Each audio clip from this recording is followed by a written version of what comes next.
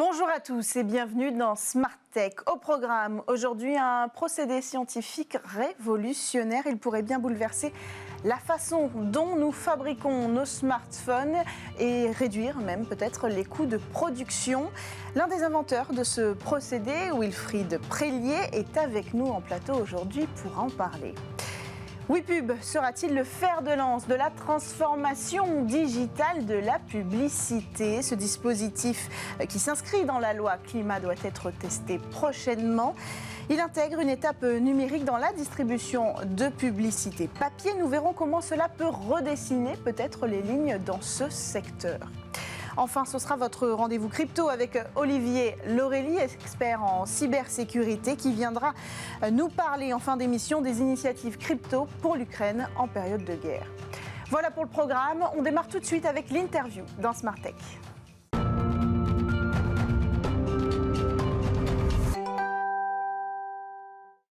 Comme promis, aujourd'hui, on découvre un nouveau procédé qui permet de remplacer un composant qui est rare et cher, c'est l'indium, dans la fabrication de nos écrans de téléphone.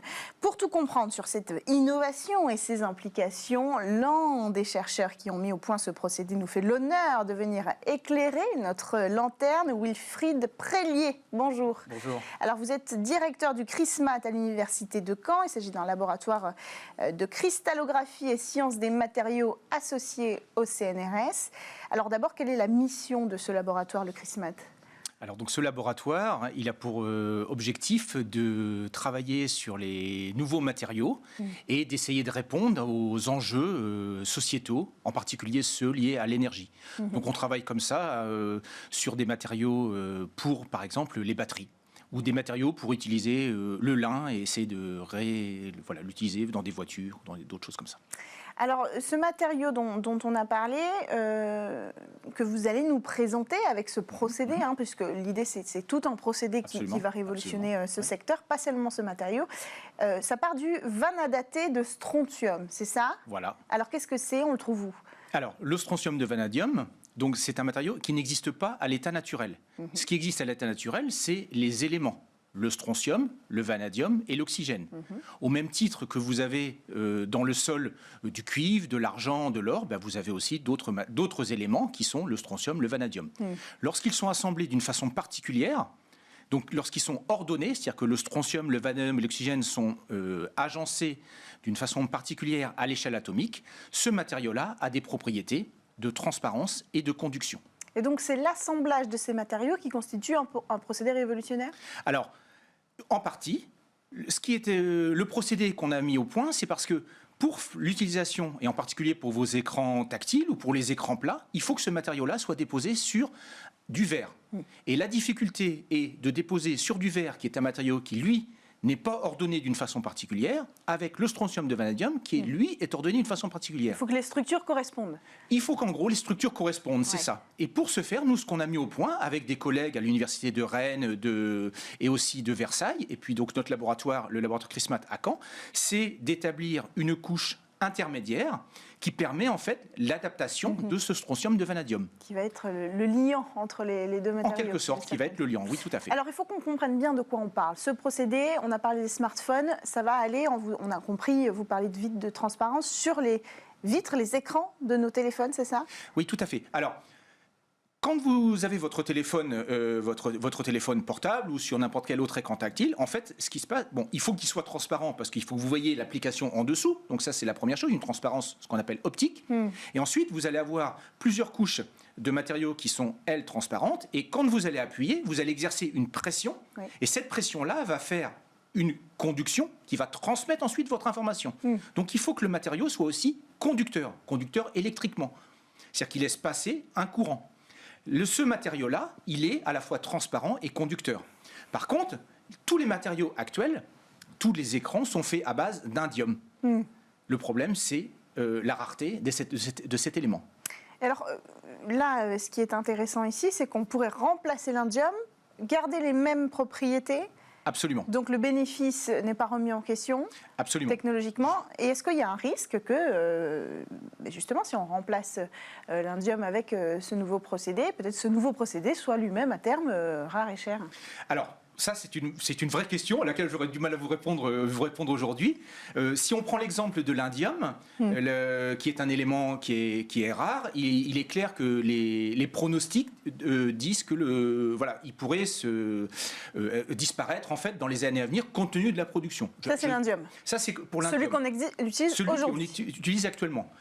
Il est possible que le strontium et le vanadium, si on les utilisait en très très grande quantité, peut-être que dans 20-30 ans, on serait dans une situation similaire. Mais ça, actuellement, j'aurais du mal à vous répondre. Donc là, c'est une solution à moyen terme, on va dire, pour remplacer un problème actuel. Voilà. Quoi. Alors, après, il y a deux problèmes dans l'indium. Il y a le fait que ça soit un matériau qui est rare et cher. Et l'autre chose, c'est aussi la localisation des mines d'indium et des producteurs. C'est-à-dire ? Et en fait, actuellement, plus de 50% de la production d'indium est faite par la Chine.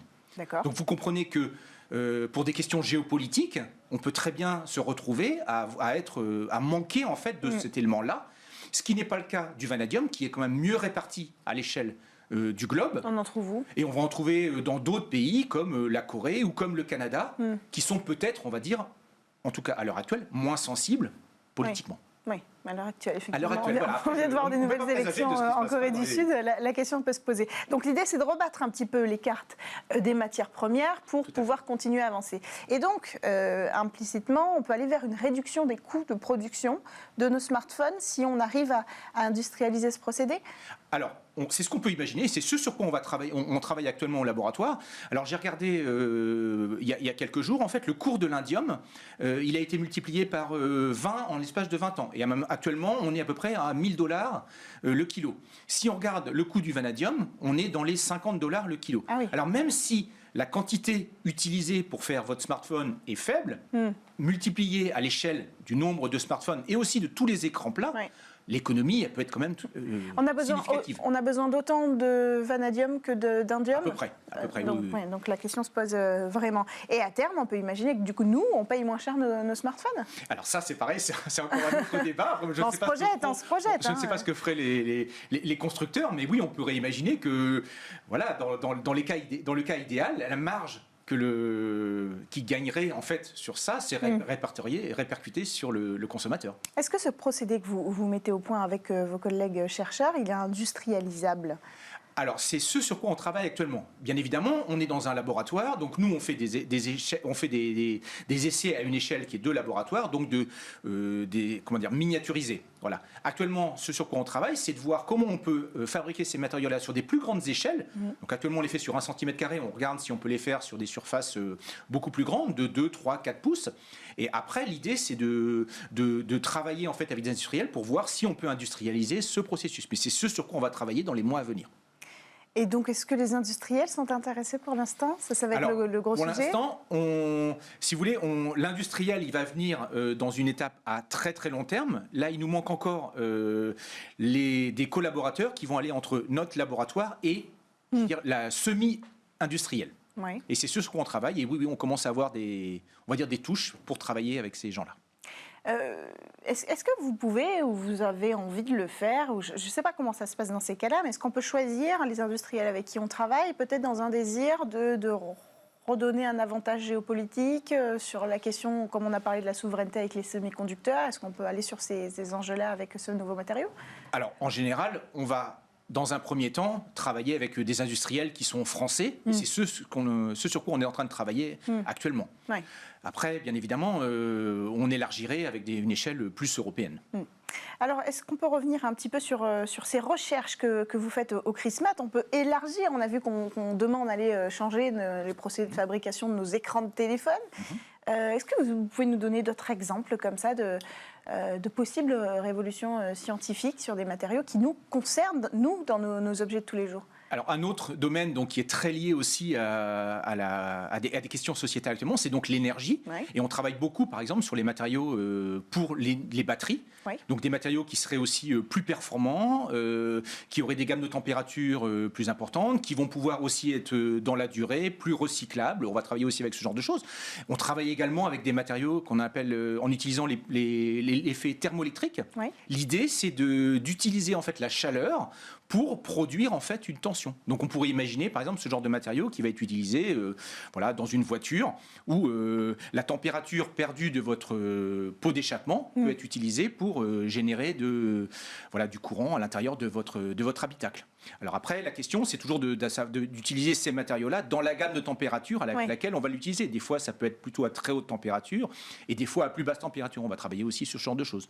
Mais on travaille également, on a développé très récemment un partenariat avec la société Murata, qui est le plus grand groupe de composants passifs au monde, pour essayer d'améliorer aussi les matériaux qu'ils utilisent. Donc voilà, ça c'est des choses aussi plus grand public, mais que vous utilisez aussi, qui sont des composants que vous allez trouver dans tous vos appareils électroniques. Est-ce que c'est compliqué de transformer ces projets scientifiques en révolution industrielle ? Oui, je ne cache pas que c'est forcément très compliqué. Après, on a aussi des structures et le CNRS s'est beaucoup impliqué et développe aussi depuis quelques années de nombreux outils qui nous permettent aussi de faciliter ce genre de choses. Oui, voilà. Oui. Merci beaucoup, Wilfried Prélier. Je rappelle que vous êtes directeur du CRISMAT à l'Université de Caen avec le CNRS. Et vous êtes donc venu nous présenter ce nouveau procédé aujourd'hui qui, demain, changera peut-être la fabrication de nos smartphones et voire même leur coût pour le consommateur. Merci d'avoir pris le temps de venir sur ce plateau. Quant à nous, on enchaîne avec votre talk du jour. C'est parti.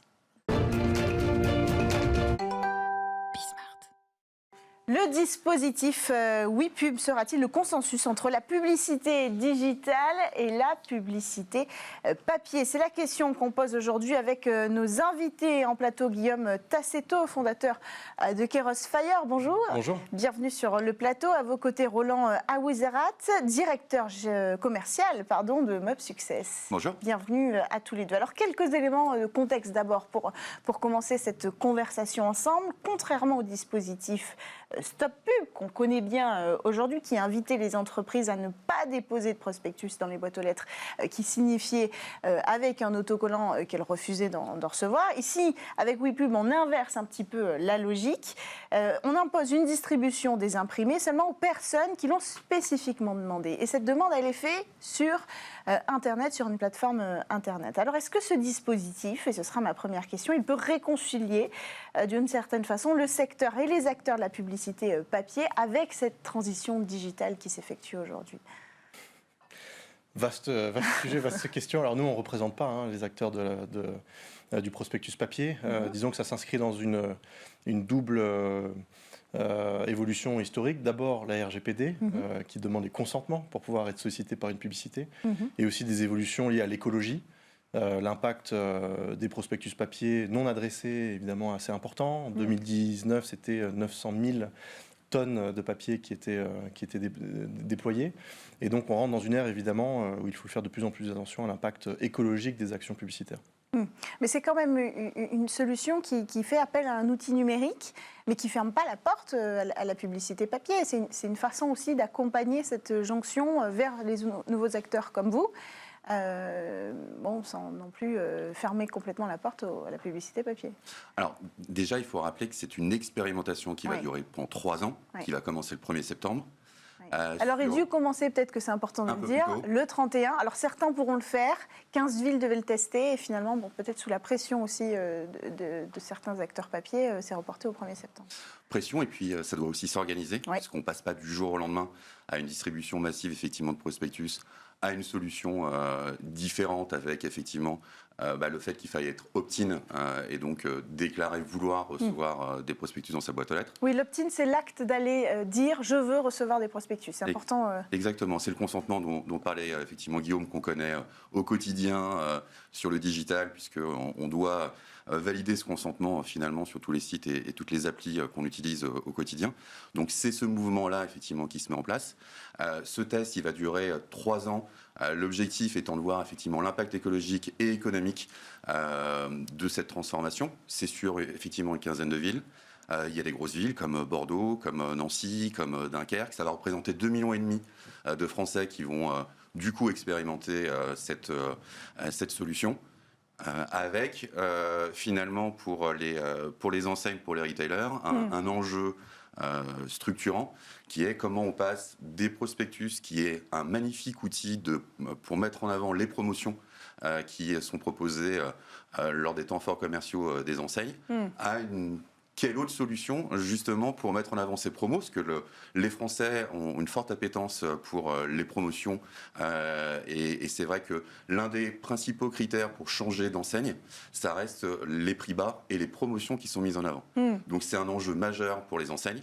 Maintenant, il va falloir trouver des solutions et on va avoir 3 ans pour tester des solutions alternatives, justement au prospectus. Alors, c'est intéressant de constater qu'en quelques années, on est passé de stop pub à oui pub. Qu'est-ce que ça veut dire quand même concrètement? C'est assez symbolique.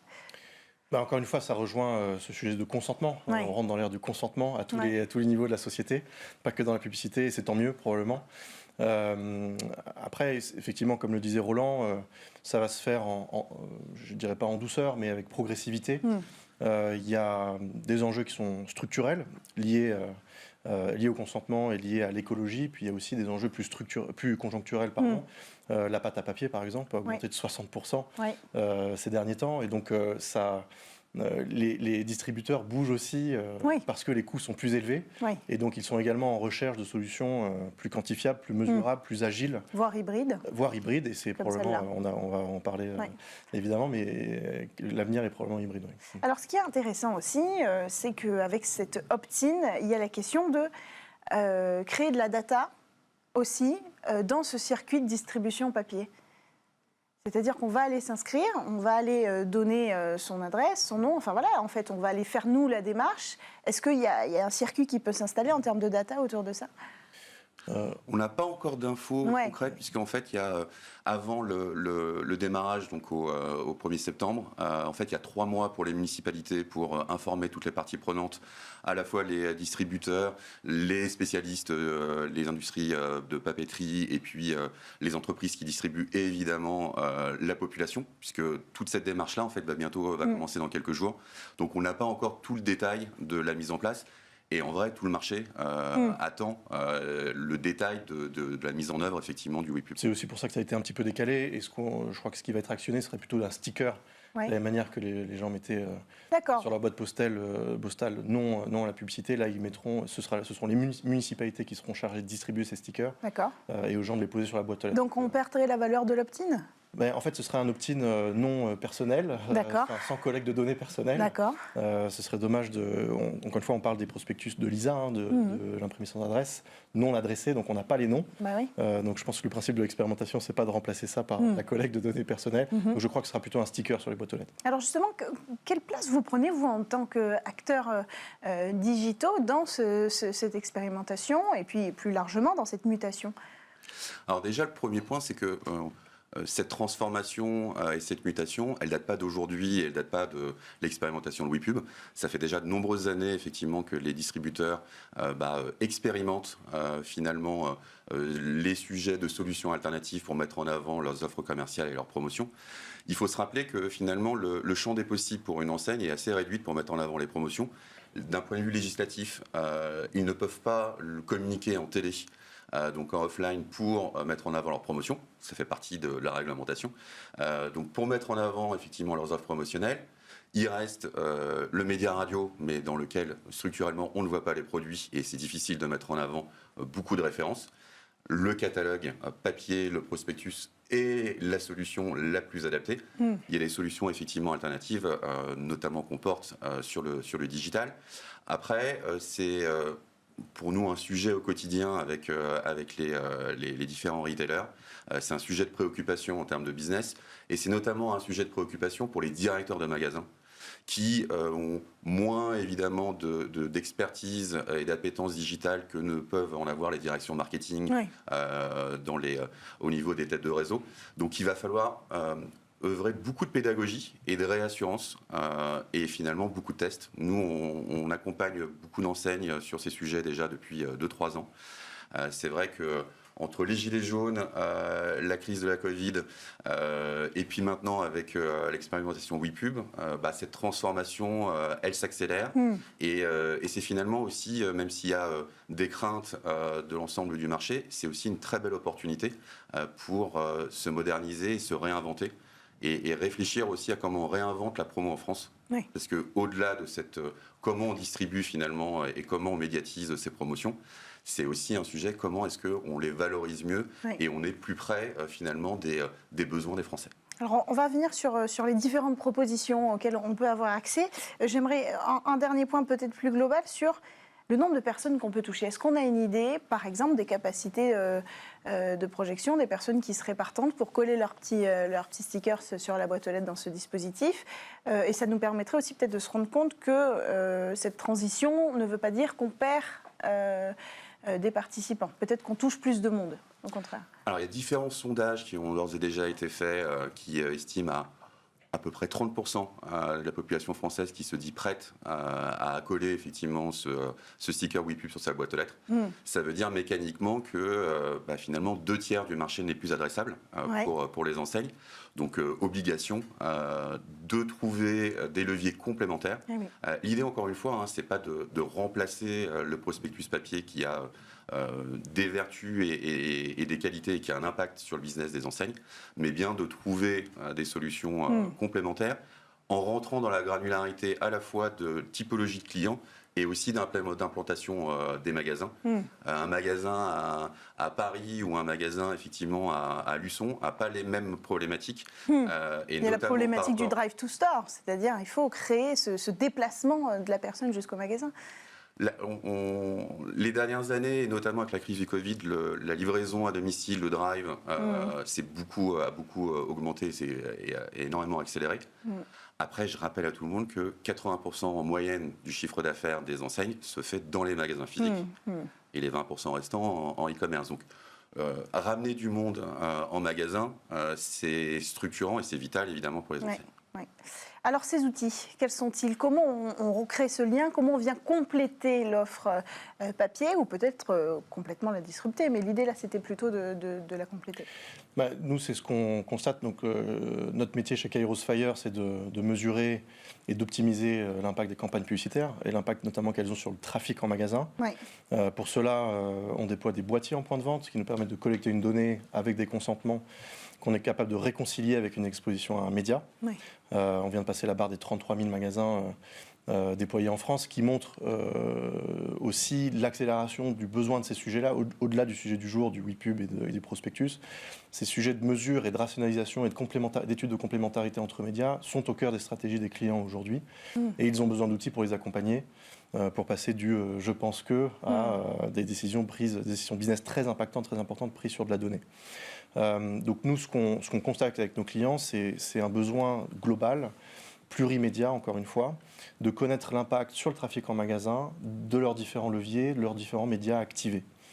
Ça, c'est la première étape. Ce qui permet d'identifier les zones. Et en fait, on ne vit pas dans un monde binaire. C'est pas le prospectus, ça marche ou ça marche pas. C'est le prospectus marche dans certains endroits, ne marche pas dans d'autres endroits.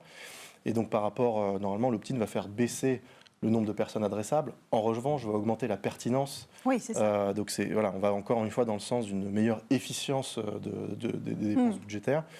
Et nos clients ont peur, quand même, il faut le dire, parce que le prospectus papier est un levier historique de génération de trafic en magasin qui est très puissant, qui n'a jamais vraiment été mesuré. Donc c'était une conviction très profonde, mais jamais vraiment mesurable. Et donc notre rôle à nous, c'est justement de leur apporter des données fiables sur lesquelles se baser. Pourquoi c'était pas mesurable ? Pour des questions techniques. Encore une fois, l'ISA, c'est l'imprimé sans adresse. Donc, on distribue à des gens que l'on ne connaît pas. Et il faut faire ce lien entre quelqu'un qu'on ne connaît pas, qui est sur son canapé en train de regarder la brochure, et la visite en magasin. Mais il y avait déjà ce lien avec des solutions comme les coupons de réduction à apporter en magasin. Enfin, ça, c'était un indicateur. Il y a plein de proxys. On peut appeler ça des proxys. Évidemment, c'est un sujet majeur. Donc, il y a beaucoup de choses qui ont été testées, tentées pour mesurer l'impact. Mais nous, ce qu'on appelle de manière déterministe, et vraiment faire le lien entre la distribution, qu'elle soit digitale ou offline, et la visite en magasin, avant nous, c'était pas possible. Alors, ce qui est intéressant, c'est cette question aussi de profil, c'est-à-dire, en tant qu'acteurs digitaux, aller chercher des profils qui sont habitués à la publicité papier. Qu'est-ce que ça change dans votre démarche, ou dans vos outils, ou dans la mise en forme de vos propositions ? Le premier sujet, c'est une approche géomarketing où on va travailler finalement avec les zones de chalandise qui ont déjà été déterminées historiquement par les acteurs de la distribution des prospectus en boîte aux lettres, que sont Mediapost et Adrexo, qui travaillent avec l'ensemble du marché. Donc nous, chez Mob Success, on va travailler sur les zones de chalandise finalement des différentes enseignes. Et puis, on va les auditer, les analyser, intégrer justement ces dimensions Stop Pub et maintenant WePub, qui fait qu'on doit trouver effectivement des solutions complémentaires, alternatives. Donc ça passe toujours par un accompagnement qui démarre par un audit. Et puis après, on va les regarder par zone et à l'intérieur d'une zone de chalandise, on va déterminer finalement en termes de rentabilité pour la marque, quelle est la zone la plus courte qui va générer le plus de trafic en magasin. On a, et c'est l'enjeu pour toutes les marques, d'améliorer leur ROAS, donc le retour sur investissement par rapport à une somme dépensée en publicité. Globalement, j'investis 1 euro en pub, quel est le chiffre d'affaires incrémental que ça me générer? Donc, même si c'est moins mesuré effectivement sur le papier, sur les prospectus que ce qu'on connaît dans le digital, la moindre action, le moindre centime effectivement est traqué et analysé. Il y a malgré tout depuis de nombreuses années beaucoup de travail qui a été fait par les enseignes pour déjà optimiser et baisser le volume de prospectus qui sont distribués. Après, il y a une question de puissance des dispositifs. Le taux de pénétration avant le WePub de Lisa était très important. Pour avoir une solution qui soit palliative et complémentaire, il faut être en capacité à cibler effectivement la bonne zone géographique, le bon profil de prospects et consommateurs, et le faire de façon massive. On est sur de la promotion qui sont limitées dans le temps, donc il faut être capable sur quelques jours ou sur 2 ou 3 semaines d'adresser un maximum de personnes de façon très rapide. Et en ça, le digital, évidemment, est la solution qui aujourd'hui sur le marché est la plus efficace et la plus pertinente. Et alors comment ? Alors, nous, chez Mob Success, on a développé une plateforme et une technologie où on est finalement directement connecté avec tous les gros carrefours d'audience qu'on trouve sur le digital. Donc, on est partenaire de Meta, donc Facebook et Instagram. On est partenaire de Google. Et évidemment, on travaille avec l'ensemble des grosses applications françaises et des gros publishers français. Et finalement, ce reach, cette capacité à adresser un très grand nombre de personnes à un instant T, c'est ce qui nous permet aujourd'hui d'être une vraie solution de drive to store et d'amener du monde en magasin. Avec une contrainte, c'est de viser une localité, toujours.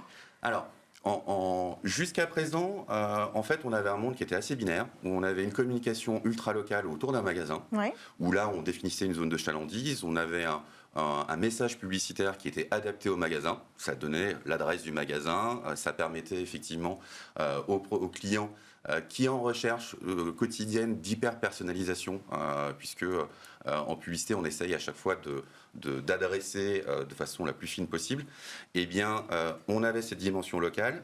Et de l'autre côté, on a des communications nationales, où là, finalement, on va toucher l'ensemble du territoire. Ce qui veut dire toucher également des personnes qui ne sont pas à proximité d'un magasin et qui finalement n'iront jamais dans ce magasin. Donc il y avait aussi un enjeu entre guillemets, de déperdition. On retrouve le sujet d'AROS que j'évoquais tout à l'heure.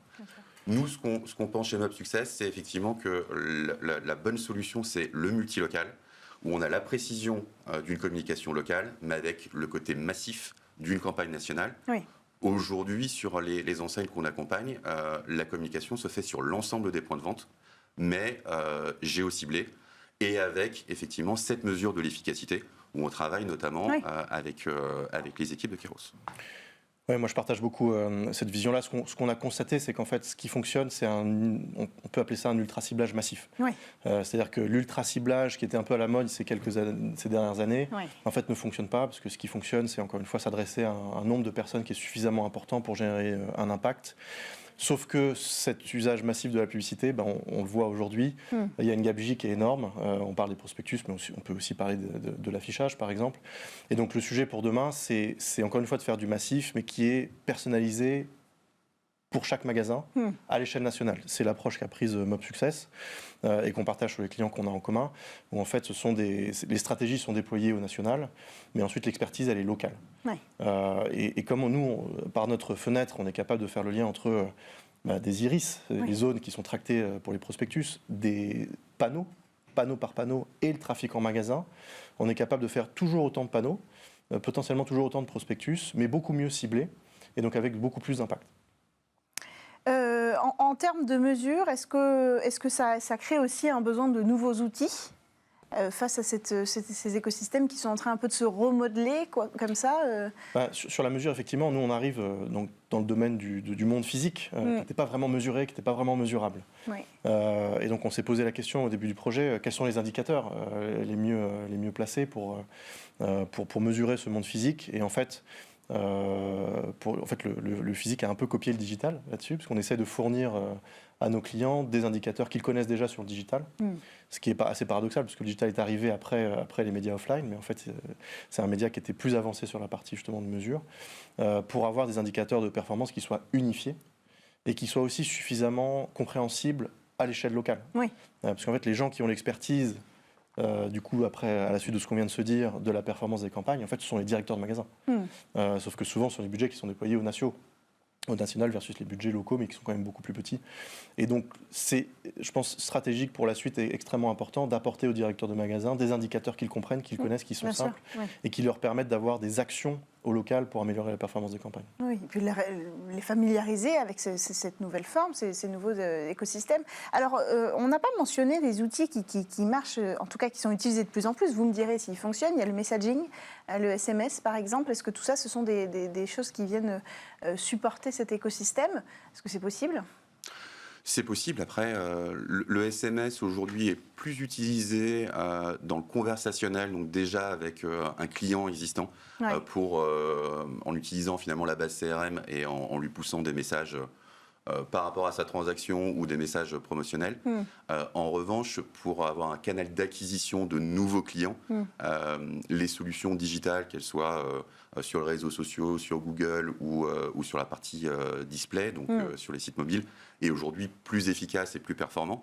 Mais encore une fois, c'est pas binaire et dans certains cas, sur certaines populations, c'est un levier qui peut être tout à fait intéressant et qui est utilisé d'ailleurs au quotidien par un certain nombre d'anciens. Mais quand on utilise toutes ces solutions aujourd'hui, est-ce que l'objectif à terme, c'est d'engager ce nouvel arrivant dans le magasin, de l'engager, de le faire entrer dans un fichier, de créer une relation en fait à long terme avec la personne? C'est ça l'idée? C'est possible de transformer ça? C'est-à-dire que le job du média, alors tu as plus d'expérience que moi là-dessus, mais de notre vision à nous, c'est que le job du média, c'est de générer du trafic en magasin. Oui, c'est tout.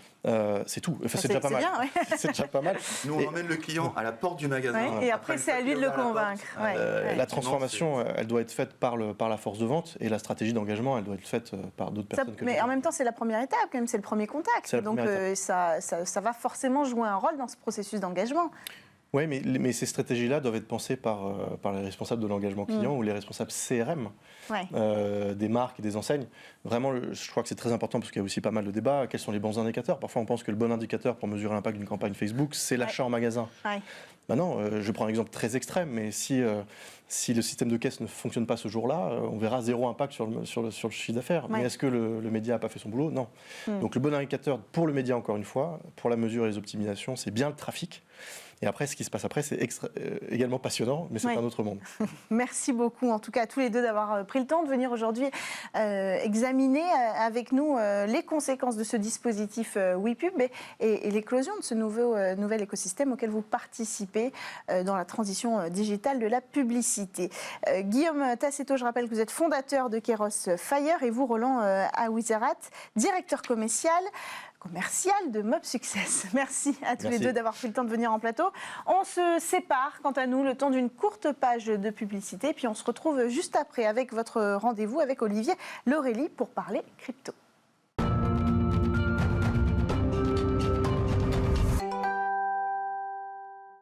On termine votre émission Smart Tech du jour avec Olivier Laurélie qui nous a rejoint en plateau et votre rendez-vous crypto. Alors Olivier, vous étiez d'abord hacker puis consultant en cybersécurité, fondateur du site d'actualité reflet.io et vous travaillez aujourd'hui pour une coopérative d'experts des logiciels libres qui s'appelle Berstech. C'est bien prononcé? C'est bien ça. Super. Et vous êtes connu, je le précise, pour ceux qui vous reconnaîtront sous le nom de Bluetooth. Voilà, par votre communauté. Alors aujourd'hui, vous êtes venu de nous parler d'un sujet sérieux, celui des cryptos et des initiatives crypto pour l'Ukraine. Alors comment les communautés de crypto-monnaies sont venues en aide à l'Ukraine ces derniers jours? Alors, dans un premier temps, il faut bien comprendre que les cryptoactifs sont souvent vus comme une arme anti-inflation. Donc, ça résonne pas mal en temps de guerre, en principe.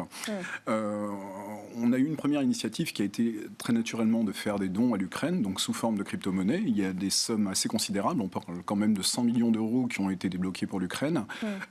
L'Ukraine s'est dotée également en fait, d'une loi crypto-friendly, on va dire, qui encadre un petit peu l'usage des cryptos dans le pays. Et on a eu également un NFT, par exemple, qui a été vendu, donc c'est un drapeau de l'Ukraine sous forme de token non fongible qui a été vendu aussi 6 millions d'euros. Donc là encore, c'est quelque chose d'assez considérable. Et on a vu également l'Ukraine se doter d'une réglementation qui est vraiment qui est complètement crypto-friendly. Donc il y a quelque chose qui se passe vraiment au niveau de l'Ukraine sur les cryptos et pas que. Donc là, on sait qu'il y a le cadre légal qui est installé, qui va donc permettre d'aller plus loin. Alors on cherche à étendre les sanctions internationales aux crypto-actifs aujourd'hui. Est-ce que c'est réaliste par rapport à cette situation-là? Alors c'est réaliste, mais il y a quand même certaines limites. On a vu Bruno Le Maire, par exemple, expliquer que les sanctions seraient directement applicables également sur les cryptos. En pratique, c'est un peu plus compliqué que ça. On va pouvoir demander à ce qu'on appelle des points d'exchange, donc qui sont des points centralisés sur lesquels on va échanger nos monnaies fiat contre des crypto-monnaies, de limiter les gens qui viennent de Russie, les échanges de personnes russes avec la Russie. Là, on voit tout de suite la limite, c'est qu'on parle quand même d'un réseau qui est très très décentralisé. On peut très très bien échanger donc en peer-to-peer, de particulier à particulier, et là c'est déjà beaucoup plus difficile à réglementer. En outre, il y avait déjà un mécanisme en France, et je présume dans d'autres pays, où on avait des listes noires, des listes grises, donc quelque part c'est une sorte d'effet d'annonce un petit peu Web 3.0, mais ça va pas bien plus loin si vous voulez. En réalité, est-ce que là, on a vu qu'on crée un cadre favorable en Ukraine pour permettre ces échanges de crypto-monnaies qui vont aussi permettre d'apporter des fonds pour aider la population là-bas. On limite, on essaie, on comprend en Russie. Est-ce que l'Europe en profite pour poser un cadre légal, pour poser une réglementation sur ce sujet? Alors oui, là on est en plein dedans. Il y a eu une grosse frayeur la semaine passée parce qu'il y a un règlement qui s'appelle MiCA qui vise justement à réguler un petit peu tout ce qui est cryptoactif en Europe. Donc MiCA s'est vu réintroduire un article qu'on ne souhaitait pas voir dedans. Donc cet article en fait ciblait particulièrement ce qu'on appelle le proof of work, donc la preuve de travail qui est considérée comme assez énergivore. Mais bon, finalement, l'article n'a pas été adopté parce que ça revenait un petit peu à tuer le Bitcoin et tuer certains cryptoactifs qui étaient basés sur ce proof of work. On a des alternatives. Il y a ce qu'on appelle le proof of stake, donc qui est une différente forme de consensus qui sert également à sécuriser le réseau et à sécuriser les échanges en règle générale. Donc on a une porte ouverte là-dessus, mais voilà, c'est toujours un petit peu long, un petit peu pénible. Personne ne souhaite cette régulation d'un côté, mais tout le monde l'appelle parce que quelque part ça consacrerait l'usage des cryptoactifs en Europe. Christine Lagarde, de son côté, souhaite également booster un petit peu, accélérer du moins l'adoption d'un euro, la création même d'un euro numérique. Et c'est assez rigolo parce que là on tombe justement un petit peu en parallèle des sanctions qu'on avait eues avec le SWIFT avec la Russie. Donc il faut comprendre encore une fois que SWIFT est un réseau qui est assez vieillissant, ça date de la fin des années 70, on commence à craindre des attaques informatiques dessus, et on est à l'heure de la finance décentralisée aujourd'hui. Donc vous avez des entreprises qui sont tout à fait capables de poser une solution technique et de dire voilà, ceci va remplacer SWIFT et ça va fonctionner de cette manière et ça va supprimer pas mal de problèmes, comme les délais déjà, les frais de transaction qui peuvent être très onéreux sur SWIFT. Là, on va se retrouver avec quelque chose de beaucoup plus moderne. Donc voilà, c'est un écosystème qui est en train de se mettre en place et en fait, essayer de ralentir quelque part, c'est peut-être mener un combat d'arrière-garde.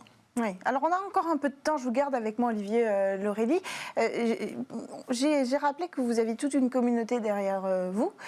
Ce mouvement crypto, est-ce qu'il a pris de l'ampleur? Est-ce que, maintenant qu'on sait qu'il y a un cadre légal en Ukraine, est-ce que vous voyez, vous, autour de vous, un mouvement qui s'intensifie vers l'achat d'NFT pour l'Ukraine? Enfin, voilà. Alors, oui, il y a eu cette mode, effectivement, principalement l'été dernier sur les NFT, et qui a bénéficié à l'Ukraine, donc c'est quelque chose qui est très très bien. Si vous voulez, les cryptoactifs, en règle générale, aujourd'hui, ça fait partie du paysage, que ce soit pour les particuliers ou pour les institutionnels. Donc, c'est plus qu'un mouvement, c'est pas une communauté de hackers, de hippies et tout ça, aujourd'hui. Quand on parle de finances décentralisées, on parle d'institutions bancaires, on parle de gens tout à fait respectables. Quand je dis mouvement, je fais plutôt référence à une certaine volonté d'utiliser ces outils pour apporter de l'aide à l'Ukraine. Alors oui, c'est quelque chose qui est tout à fait naturel. À partir du moment où vous avez, par exemple, des billets. Les billets, si vous les envoyez par la poste, ça va prendre un certain temps, ça va être assez compliqué.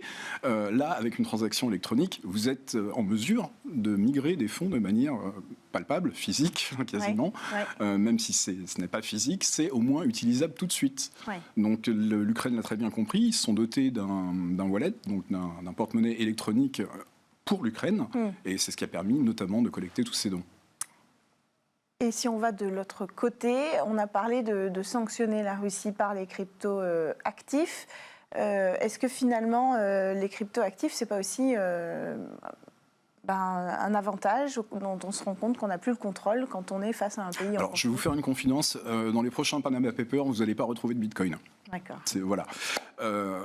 Très concrètement, là aujourd'hui, on a bien vu que certains oligarques effectivement avaient réussi à fuir vers Dubaï, qui est connu comme étant l'un des paradis de la crypto avec Malte. Mais si vous voulez, les cryptos, c'est pas le fond du problème. Ils n'ont pas déménagé leurs cryptos. Je pense qu'ils avaient des actifs dans les banques. Il y a eu un certain lag en plus entre le moment où les sanctions ont été annoncées et le moment où elles ont été appliquées. Donc la plus palpable, pour la Russie en règle générale, c'est cette exclusion du SWIFT. Mais encore une fois, le SWIFT, c'est un vieux truc. On n'en est plus à ça. Donc non, les cryptoactifs, on s'est peut-être attendu un moment quand même à voir déferler des milliards de la smart money russe, tout ça, mais ça s'est pas passé comme ça. Ça s'est vraiment pas passé comme ça. Et donc encore une fois, non, on va pas retrouver. Donc vecteur d'initiative positive pour le moment. Tout à fait, oui. Surtout parce que c'est un moyen sécurisé de transmettre aussi des fonds. Merci beaucoup Olivier Lorelli d'avoir pris le temps de venir sur le plateau de Smartech. Je rappelle que vous êtes expert en cybersécurité et cofondateur de Reflet.info. Merci à tous de nous avoir suivis dans cette émission aujourd'hui. J'espère que vous aurez apprécié ces débats très riches, d'abord sur la transition digitale de la publicité, sur les cryptos en Ukraine et aussi sur ce procédé révolutionnaire qui pourrait changer la conception de nos propres smartphones. On se retrouve dès demain avec Delphine Sabatier, qu'on sera très très heureux de retrouver exceptionnellement demain. En attendant, vous pouvez revoir votre émission sur bismart.fr ou la réécouter sur toutes les plateformes de podcast. À demain.